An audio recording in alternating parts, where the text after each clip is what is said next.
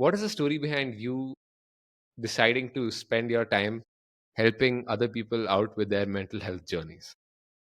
Well, Ishan, it didn't really start like a plan that this is what I want to do.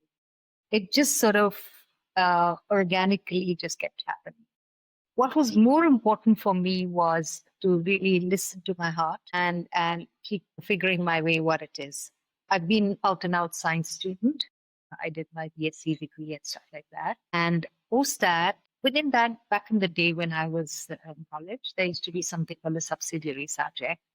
And psychology was my subsidiary subject. And I just got very interested in it. And one of my professors, and I would just attend her class, and one of my professors just in one of my assignments wrote, great job, you could actually, be a good professional in this field. And that really set me thinking. And that's when I said, okay, I'm going to sit for this entrance exam, which is pretty crazy even at that time. I mean, nothing compared to what your generation goes through now, but I suppose it was something. And so I cleared that. I really got interested and then kept zeroing in into what I wanted to do. And I felt very drawn to the counseling and clinical aspect of it. That's how my journey was. And of course, I think in a way, I really resonate with the wounded healer kind of theory. And I think somewhere, in the process of really looking at and helping myself, it started becoming a journey. I don't know when it sort of moved into that space. And honestly speaking, I really don't see it as helping others. I just feel that it's just the greatest opportunity for me to learn about myself every time. Because with each client that I see, as we call client in a therapist relationship, it's a client therapist relationship. With every client that I see, I can sort of see any of the human problems and nothing that compassion cannot really help in dealing with. So that's the kind of journey that I went into. Specifically in the space of trauma, it's I was invited to Punjab because I'm a Gujarati, I'm a therapist, I understand the language.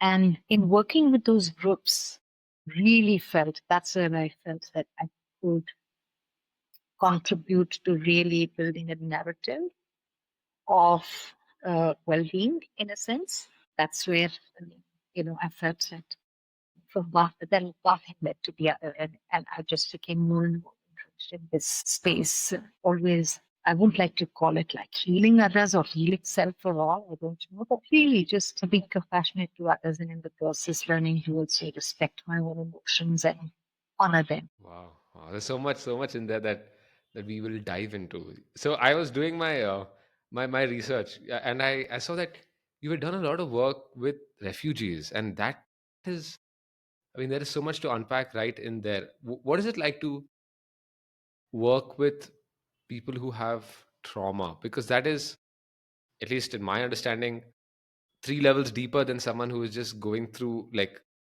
a hard time, right? Trauma is something that's more deep seated. So what was that experience like? Take us into that, those experiences. You know, I worked not just with refugees as such, but also, all over India, what we call the internally displaced persons, whether it's Kashmiri Pandits who had to go to Jammu, or whether it was Manipur, the tribes, or whether it was, Gujarat, so many of those spaces. And actually, it was the trauma aspect is not just, some kind of internal displacement, but also, natural disasters. So I worked in Nepal as well after the earthquake. I led the mission psychosocial healing. And also right now, like that's a part of my journey as such.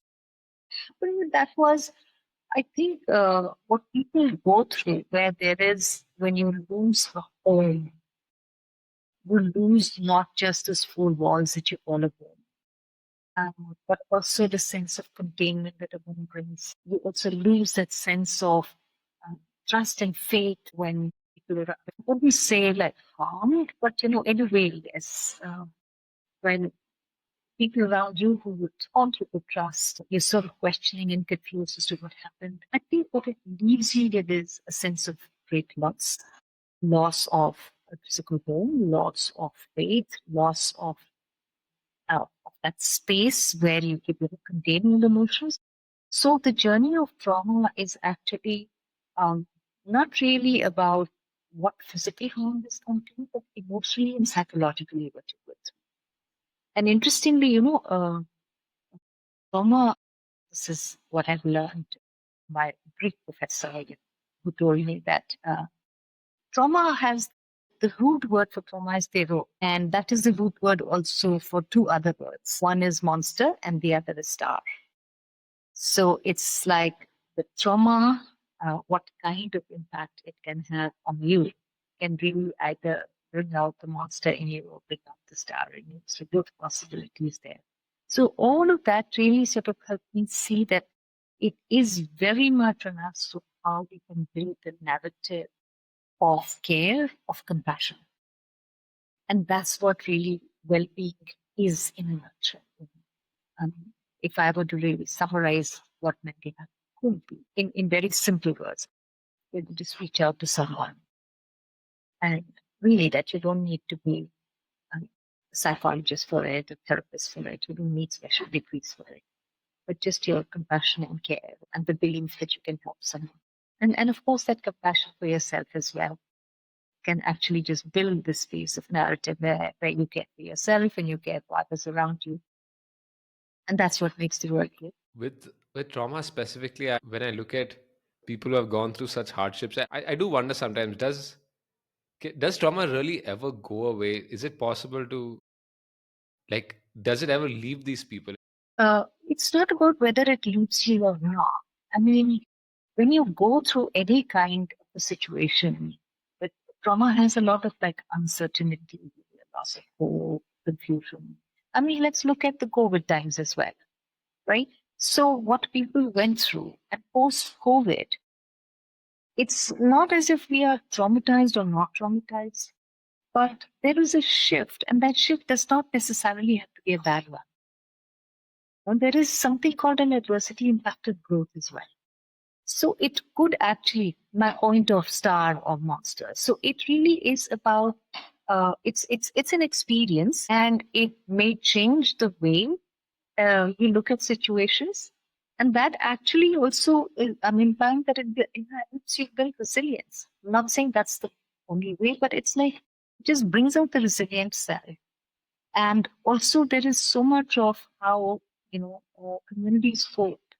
Like there is a lot of sense of community, there's a lot of sense of togetherness, there's a lot of operating on that space. So it's not always that trauma, that we're terrible, that yes, of course there are losses, and of course there is a sense of hopelessness, maybe helplessness, and yet when you start working together, and even when I go so called on ground zero to work, it is always, it's never with a hat of I'm an expert and I'm a therapist. It's just the human compassion that I just want to be with people. I want to understand their pain. I want to tell them, I haven't gone through the pain that you have gone through, but I somehow understand what that could be like. And I share my understanding, and that's what building connections and bonds. It's just telling people that you matter. I'm not from your culture, I'm not from your city, but you matter to me because I think about you. So, I mean, quite recently, and this is my initiative called Listening Circles. And quite recently, we did some work in the Northeast as well, just listening to film stories. And, and that's exactly what is really required. No really other intervention as such. It just has to be human compassion, just to uh, listen to people and tell them you care. I can imagine that talking to these people would be like grueling on yourself, right? I mean, in a way, you are just in hearing their stories.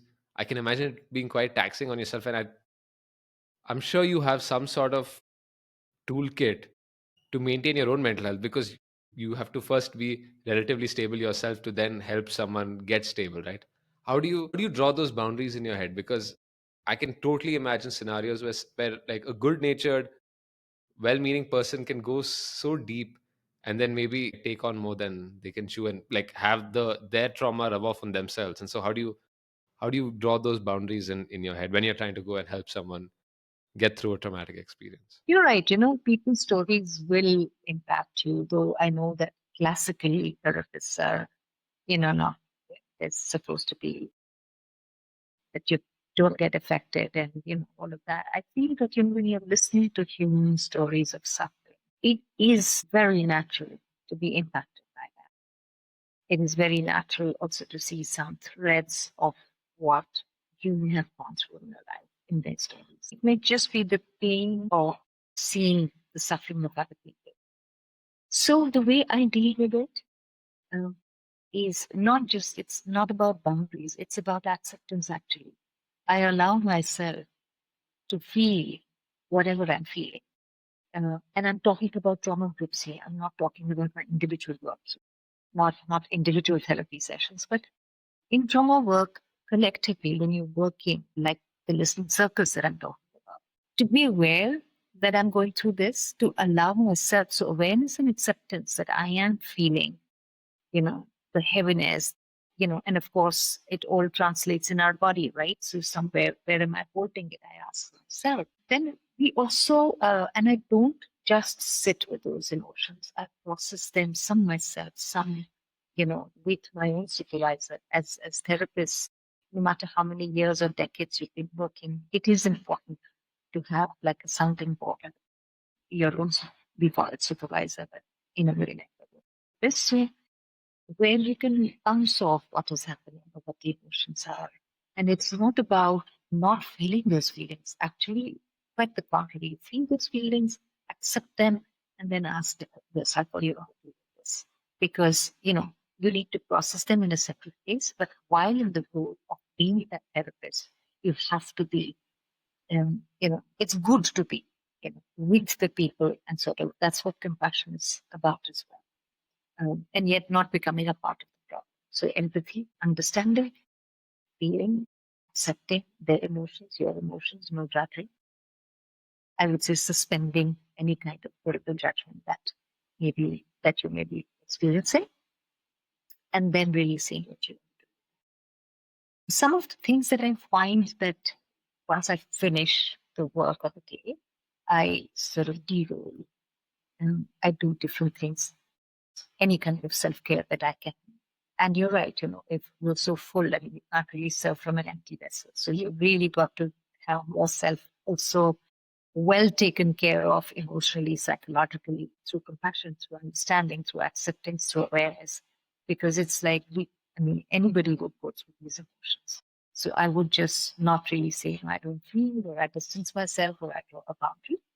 My boundaries would be more around, time and space. So I take time out. And even within the latter days, I would just step away from that to reflect, maybe to rest, maybe to close my eyes just for a few minutes to sort of reflect on what is happening so that I'm able to gather my own energy to go back.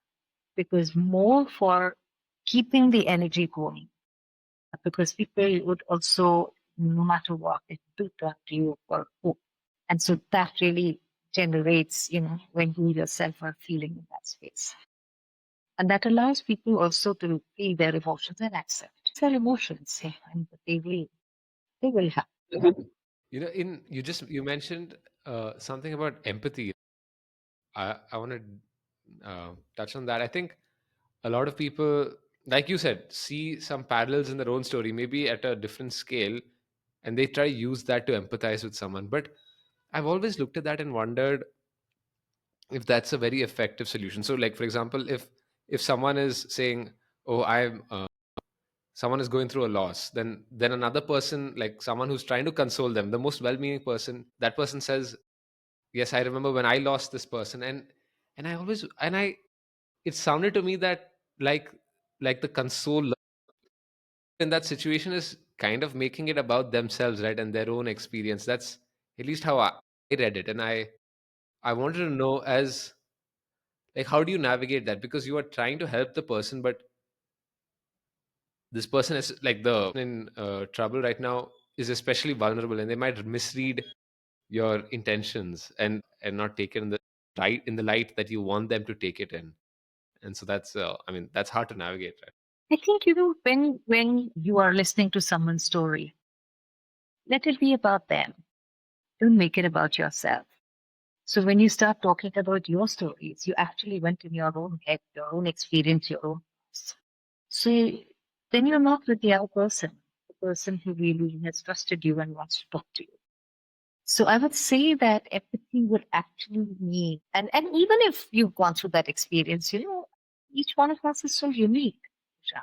I think our experiences are very unique as well, even if it's the same situation. The way we experience is very different because we are different people. So with the same stimulus, there are different kinds of responses, and they're all okay. We won't say this is okay and that's not okay, this is better and that's not good.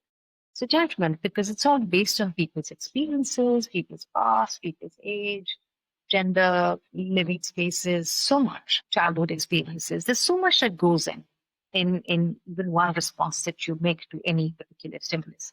So I would say that, if you're really taking your example of, if you've got to sort of you know, for condolence or make somebody feel better about a loss that they've had, or try to sort of be um, empathetic. I wouldn't say that's empathy.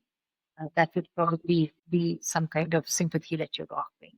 And in that sympathy, also, you sort of, it's not empowering, it's actually really takes the person even further down in that kind of low energy. And also the fact that you make it about yourself. Because I think when somebody is going through any kind of trauma or loss, more than needing to be told what they should do or should not do, or sorry if this has happened to you, above anything is just people need somebody that can listen to them, not judge them or advise them, but just listen to them and offer compassion. And compassion can sometimes be just ensuring that somebody's eating food. In our culture, how it is that, when there's a loss of bereavement in any family, somebody, neighbor, somebody will take food or tea or something.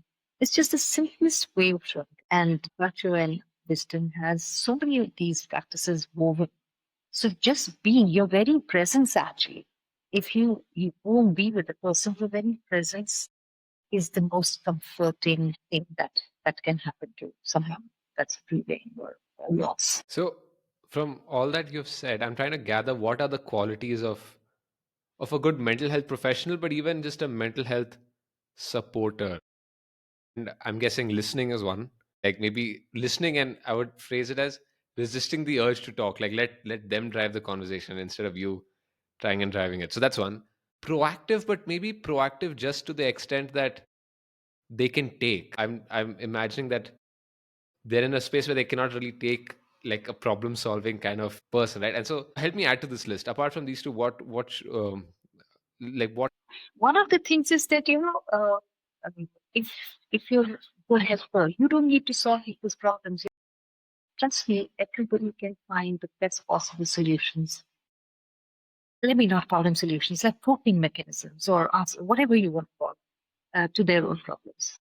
It's just that, when you're going through an emotionally very difficult or a challenging situation, your ability to really be objective and use your very healthy body themselves is quite reduced. It's compromised. And when they have a good listener who just can listen to them without judging or advising, maybe offer some kind of compassion in different ways, and empathy, maybe just understand their feelings and emotions. That just helps people to not just get this burden off their chest, but also slowly to get back their ability to think for themselves and see what's the best possible option for them or coping mechanism. So I would just sort of say that it's really, and if you start solving the problem or thinking like that, then you stop listening to the person because you're already way ahead and saying, how do I help this person? What is the answer to it? How do we solve this problem? Not everybody is ready to solve the problem immediately like that. Sometimes people are just, they want to just talk about it. And what is solution really? Many of uh, human problems may not have solutions as such, but they may have better coping mechanisms. They may have ways of dealing with it, wherein the emotional burden is a little lesser, where you are more effective in the day, where you are more connected. Having good support system is what it would take. But to your point, what would a good helper look like, or what would they be doing? I think listening is on top of my list. I would sort of say listen, listen, and listen some more. Listen not just what the words are, but also what the body is speaking. Sometimes we also wear a mask. We're very shy, we're hesitant, we don't trust. So we will not want to unburden right away, just because somebody is there with a label saying they're a therapist. But really, just gently form that bond. And if somebody, if you can create that bond with trust, that is the beginning space where people unburden and then they. So, bringing your whole self, your authentic self is very important. So, in a nutshell, it's like your thoughts, feelings, and your words or your actions should match. So that's how people sort of build that relationship of trust. So I could be, if I'm, fidgety myself, and if I ask you to calm down, it's going to be very hard for you to really trust me and calm down if I'm constantly fidgety. So that's where the beginning is. We all judge. I mean, we all have some kind of a thought or judgment that comes during the process of really this conversation or helping. It would be great if you can suspend any critical judgment that's happening. And for that, you need that kind of self awareness. Oh my God, I think, because somebody may say someone and you may get reminded of something that's happened in your life or your friend's life or your family members and how you solved it. And there may be a huge urge to give that solution saying, you know what, I get this and this out. But it will not work in anyone else's life, not necessarily. And that doesn't help. I mean, the whole idea of help is not to rest. It's actually to really help people see that they have the agency and really ask, what kind of help would you like? Most often, in my experience, I found what I miss is somebody who understands me, somebody who listens, and somebody who doesn't think I'm a bad person or a weak person. Because sometimes our thoughts we can be in very dark spaces. Life situation or suffering can be such that it can put you in a dark space for a little bit. And when you have somebody who listens and doesn't judge, it's like in a dark room, that little pinhole through which the light comes. And slowly, and that's that way that way of hope. And slowly that just builds into, as you open the room, as you open the door or the window, or let some more light come in. It's like talking to a person really lifts that cloud of all sorts of emotions, from guilt to shame to anger to confusion to hopelessness, helplessness, all of it. I mean, I'm just thinking of when you're in a very low space and in a space of any kind of emotional pain or trauma. That's how we feel. Most likely, maybe a sense of failure. And so when somebody doesn't really judge you and just listens, it just helps you open those doors and windows. And if the compassion, somebody just looks at something and reflects back or even appreciates the fact that they are talking about it, which takes courage, Nisha. It takes courage to talk about your problem. It's just it's simpler to really keep brushing it under the carpet to say, well, let's just be honest. It takes a lot of courage um, to really take that first step, to trust someone, to talk to someone. It's a risk. Wow. I I mean, I want to talk about self-talk and self-affirmations and so on. Before that, I have a little bit of a hard question. Is it when you train to be a mental health professional, you're training to deal with these situations, like, does it become like formulaic? Because in my head, the debate I'm having with myself is every person is different and therefore you have to approach everything differently. But there are some clear do's and don'ts as well from what I'm gathering. Like, you don't you don't make it about yourself, and so on. And so it does seem like there is some vague formula that, I mean, and I hate putting it in these terms, but I'm just trying to think about it. There is some vague formula that you can follow that more often than not you would be the right way to go. Yeah, Does my question make makes a sense? lot of sense. Good question. So, Ishan, you know what? In the most simple of forms, if I had to say, I would say when you're in a situation that somebody is sharing their emotional pain with you, just focus on the person, not on the problem. Just focus on what they're going through, what are they saying, reflect back, look at their whole body as they're speaking, how I mean, through the body, through their energy levels, through their tone, you'll be able to make out so much. Just reflecting and putting it out there what you think that situation you're in. Sometimes even head nods and simple tell you more. That must be tough. Just enough of prompts for people to trust you and start talking.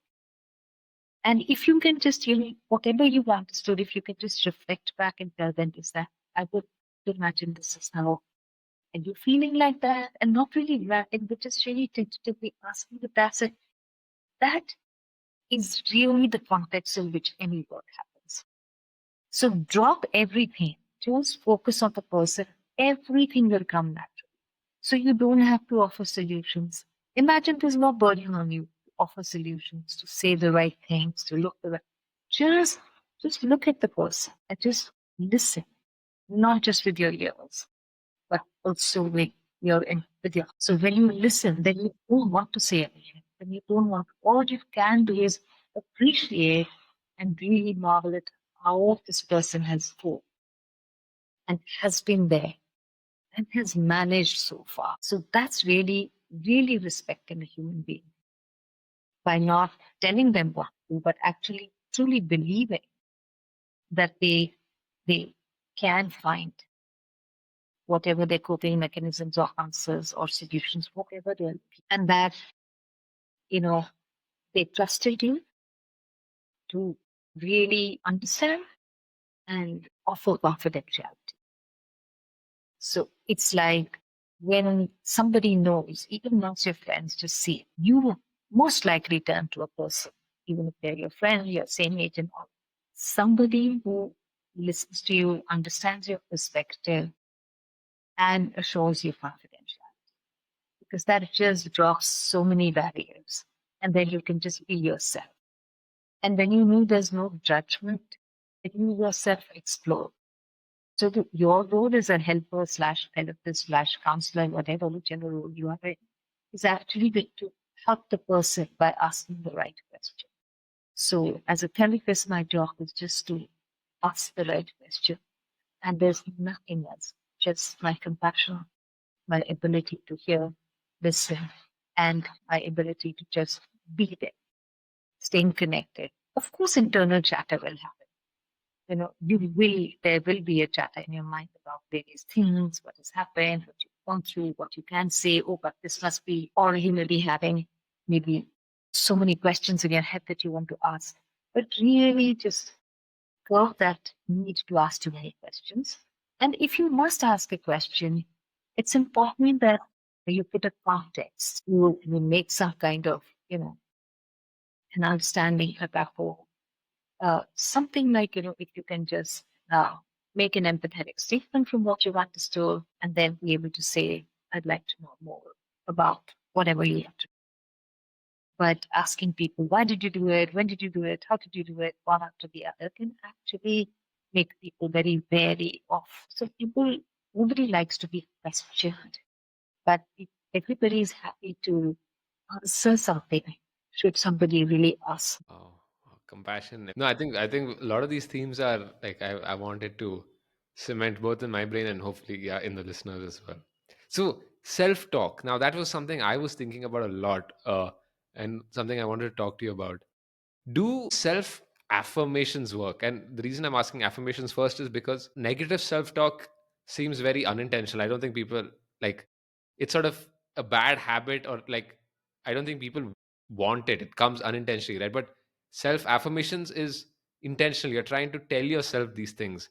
And so does it have the same effect? It does it really work as a counter to negative self talk? That's a question that I've always grappled with in my mind. No, Ishan, it's not that simplistic that you mean just you just talk and things go well and whatever. But there's a kind of a science behind it in the sense of um, affirmations have a great role. I think it's also there's a big role of the subconscious mind in it. In what are you trying to really tell? But again, at the very fundamental level, it's about what's the narrative you're building for yourself. And if I were, I mean, I've used the word narrative earlier as well. So let me explain what I mean by that. It's really actually the stories you tell yourself about yourself and the world around. So if you really fix yourself in some kind of labels, then you really play out the same as you go on. It's a funny guy. I always tell my my friends and people, I have very good parking. So I always find parking places. And in Delhi, finding a parking spot is quite something. So it's like actually what really happens is it's a very strong belief system that I always get a good parking spot. Most likely what I'm doing, most likely is as soon as I go into a parking spot, I have this belief, oh, I'll get a good parking.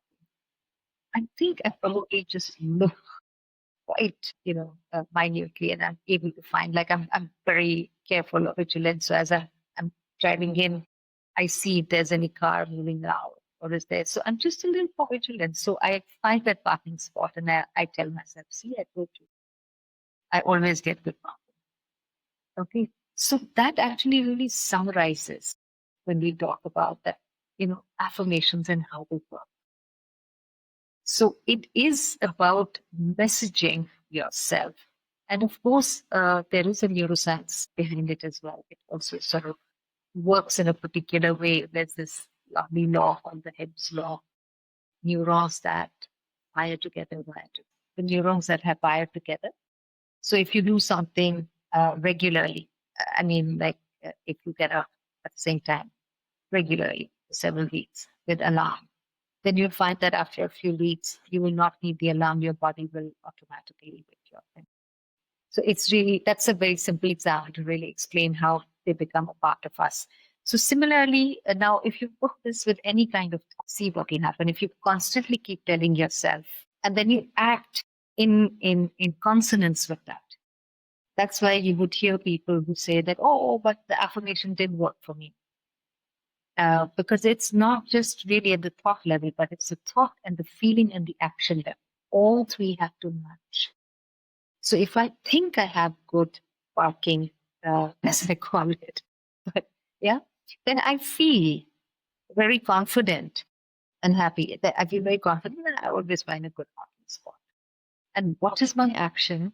I think subconsciously I'm really looking out very carefully. And such is life as well. I know that this can look like a very frivolous example, but it's just something that, that just explains how a subconscious mind works.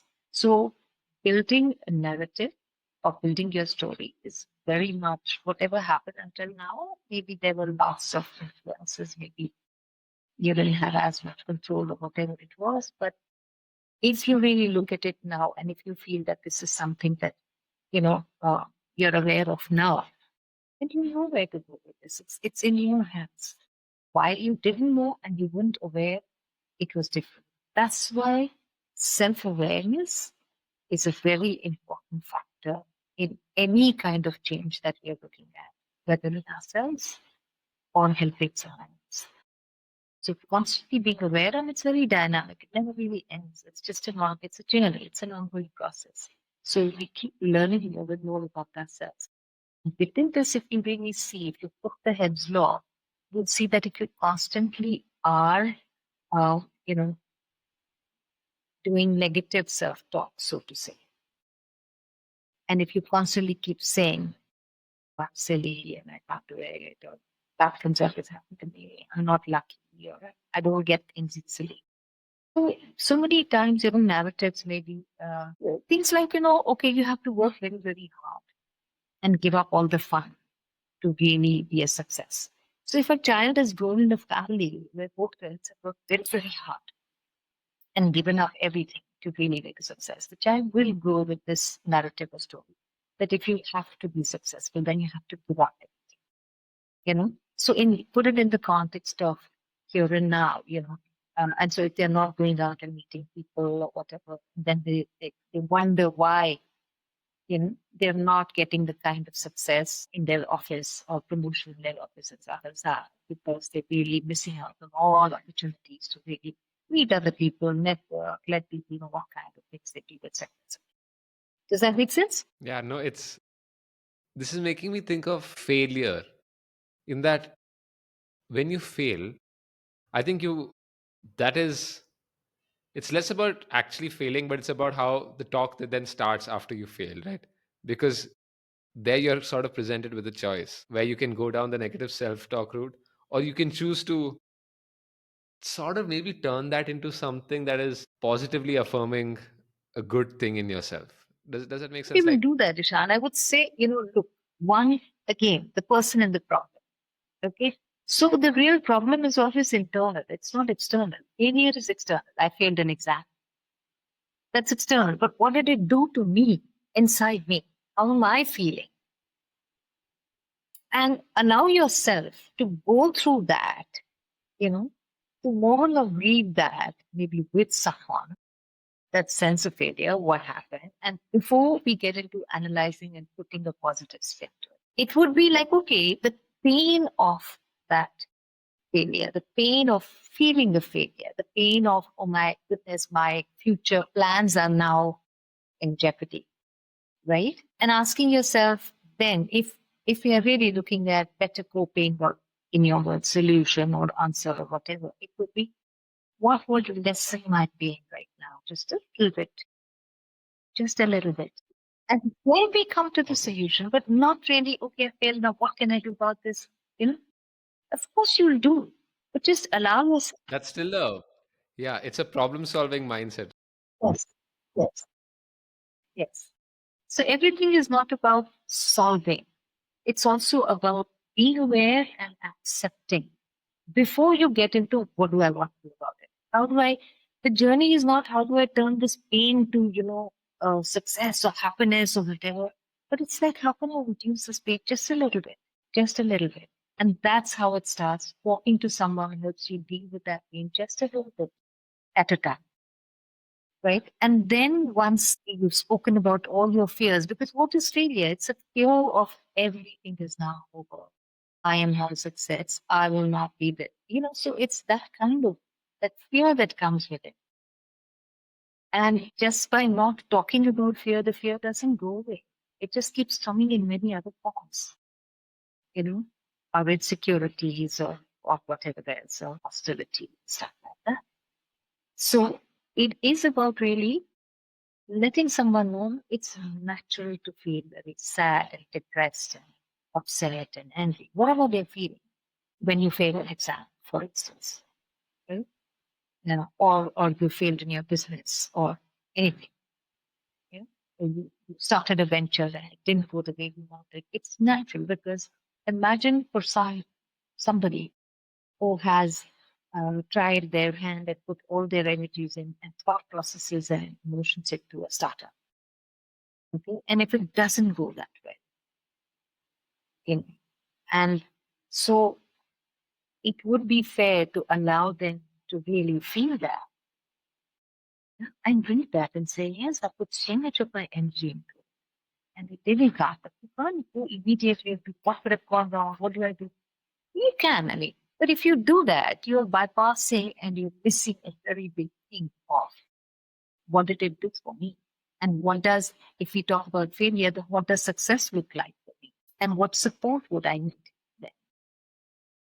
But it will have to start with accepting the emotion and saying it's natural. Isn't it normal or natural to feel upset and sad for some time when you put so much energy and that has not gone the way you would have liked?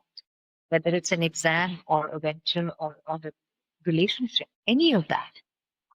Totally, Yeah. So you have to totally, yeah. sort of say, okay, that happened, it doesn't matter, let's see, and then let's move to the next. No, you don't do that. But it's just okay.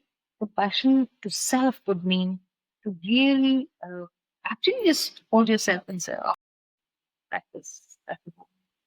And it's okay to feel like that. It's okay to let the tears flow. It's okay to feel sad. It's okay. And then, but it's not okay to stay in that for a very, very. When you get in touch with that, it's also time to say, who can help me in this? Who can help me lessen my pain a bit? Is it a friend? Is it a therapist? Is it, maybe some of my activities that I do, like music, journal, what do I do? Is it a combination of all three or maybe more? So just then looking at that would actually be problem solving. Not that let's just change the way it is. Let's change the way I feel because the person is important. The problem is an external event that has triggered something inside the person.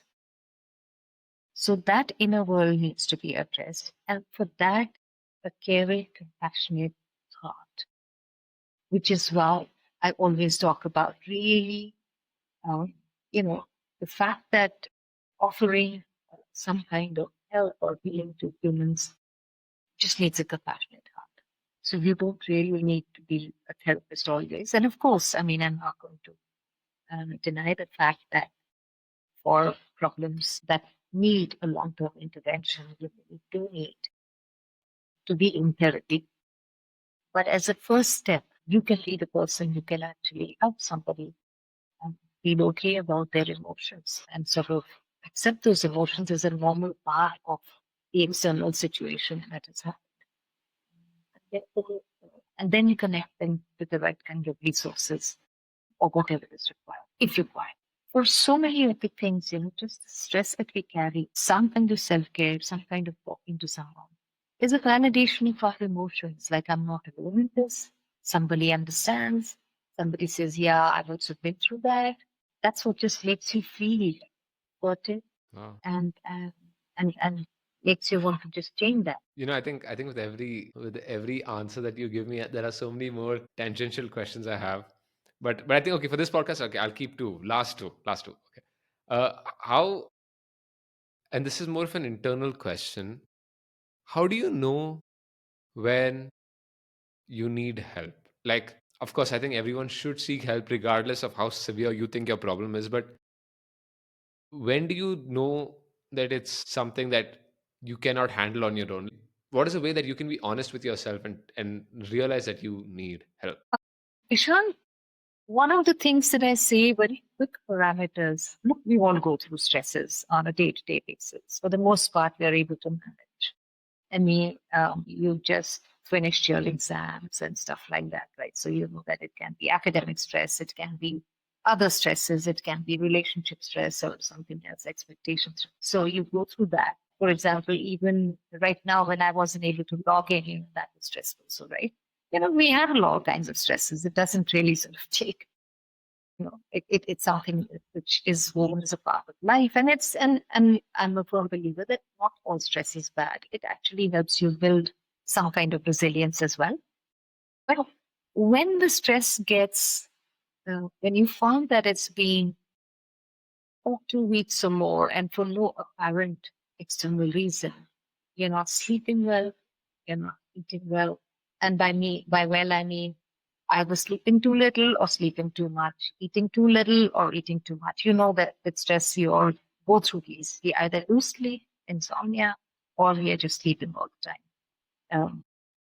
In terms of our nutrition, our food, our appetite, it either just absolutely goes zero, we don't feel like eating, or we just binge eat or stress eat or in so you know that if your sleep, your eating, your routine, and some kind of exercise, if you find that these, and by exercise, I'm not necessarily saying very hardcore to this, that, and the other, but some movement, some kind of going to work or going to school or whatever is your life like. If you find that these are compromised and it's been more than 2 weeks or so, you just ask yourself, I need help. Like, what kind of help do I need? It could sometimes be walking to someone, getting into a regular self-care, or sometimes, you may be just so strong and so used to working in that stressful space that you may not even realize that you're stressed. Right. then these indicators are very helpful. Just ask yourself, did I in the last 2 weeks or haven't gone to the gym, or I haven't worked out, or I haven't eaten well, I'm not, showing up to work in time, my routine is really suffering. Looks like something's up. Sometimes it's even that because you may be just going through something without really thinking. And that happens when we go through difficult situations. Really. And so therefore the answer lies in the question that if you really regulate these are the easiest way to actually, it is the most fundamental self-care. So that's the answer there. Okay, great.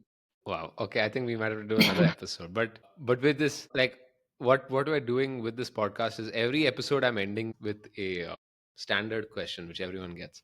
And so, if and this is hypothetical, if say you had access to billboards across the world for just one day, what is the message you would put there for everyone to see? I think I would say you can make a difference, in your own life and someone else's, through care, compassion, and gratitude. Lovely, awesome, great, doctor. Thank you so much. Thanks a Thank you lot, for that. Ishan. This was wonderful talking to you. You made me think about so many things I haven't thought about in some time. Thank you for that.